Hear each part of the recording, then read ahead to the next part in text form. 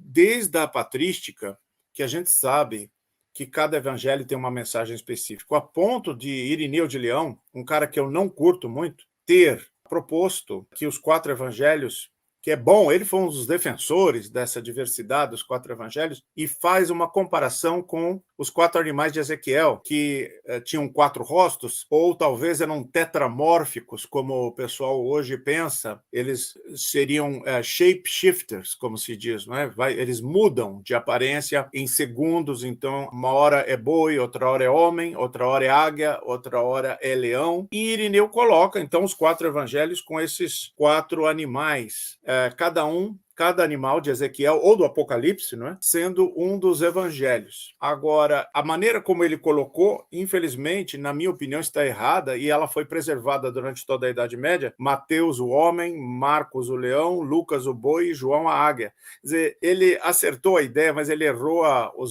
Isso foi corrigido, né, no século XIX por um famoso livro, um comentário bíblico famosíssimo do Jameson, Fausset e Brown.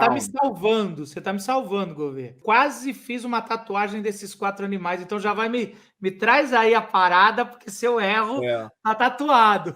Não, isso é questão de opinião, não é? Mas para Mas mim o você, Jameson, olha, Fausset e Brown tem razão. você tá falando isso, tá abrindo minha mente. Porque eu lembro que eu sempre gostei, eu vi a primeira vez os animais, primeira vez não, uma das vezes que eu vi foi na Sagrada Família, lá em Barcelona, lindos vitrais. E eu lembro que, assim, não, o homem é o servo sofredor. Eu lembro que eu tinha uma ordem, não é a ordem clássica. Então foi Não, a clássica é corrigida. de Irineu. Mas eu acho que quem está certo é o Jameson, Fausset e Brown, e daí quem popularizou foi o Watchman Nee, que é o pseudônimo de um famoso líder da igreja protestante na China, não é? E ele então popularizou o que eu acredito é a versão correta. Mateus, Jesus é acima de tudo o novo Moisés e o filho de Davi, o Messias prometido, ele é o leão, o Ele rei é dos rei. animais. Ali é muito claro o rei, o novo Moisés. E Está Marcos reconstruindo a história de Israel. E Marcos é o boi, porque o boi é o animal que serve, e em Marcos Jesus não tem genealogia, porque servo não tem genealogia, ele é o servo sofredor, a história já começa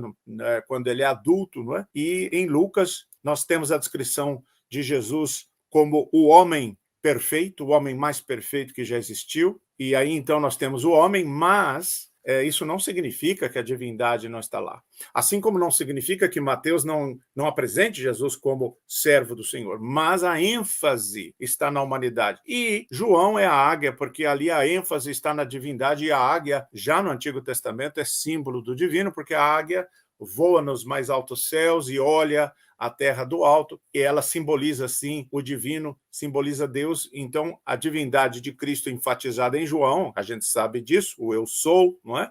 E antes de Abraão, eu sou, o Logos encarnado, o Logos eterno, e em Lucas, a humanidade, no estilo dos relatos biográficos heróicos, apoteóticos dos gregos, Marcos, o servo sofredor, o boi, e Mateus, que é um relato mais judaico, com elementos judaicos muito claros, a genealogia, a ênfase nos símbolos numéricos, nos números como simbólicos, que é algo bem judaico, e, acima de tudo, os 5 pilares, chamados 5 pilares, que são 5 grandes discursos de Jesus, 2 grandes na ponta, de 5 a 7, o Sermão do Monte, 23 a 25, o Sermão Escatológico, e os ais contra os fariseus, e no centro, 3 sermões de um capítulo, capítulo 10, o Sermão do Envio, capítulo 13, o Sermão do Reino, e capítulo 18, 17, 18. Então, você tem 5 grandes sermões, formando 5 grandes pilares,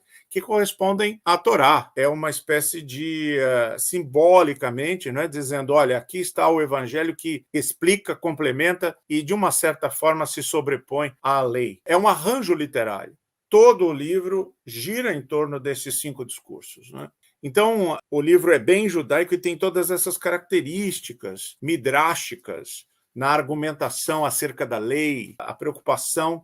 Por quê? Porque tem um público específico. Ele foi muito provavelmente escrito por uma comunidade cristã semita, composta por judeus ou sírios, pessoas do Oriente Médio, ou da Palestina ou da Síria. Já Marcos provavelmente foi produzido em Roma, e a gente tem claras evidências disso, não é? Porque Marcos explica, por exemplo, coisas acerca da cultura judaica que não seria necessário explicar, não é?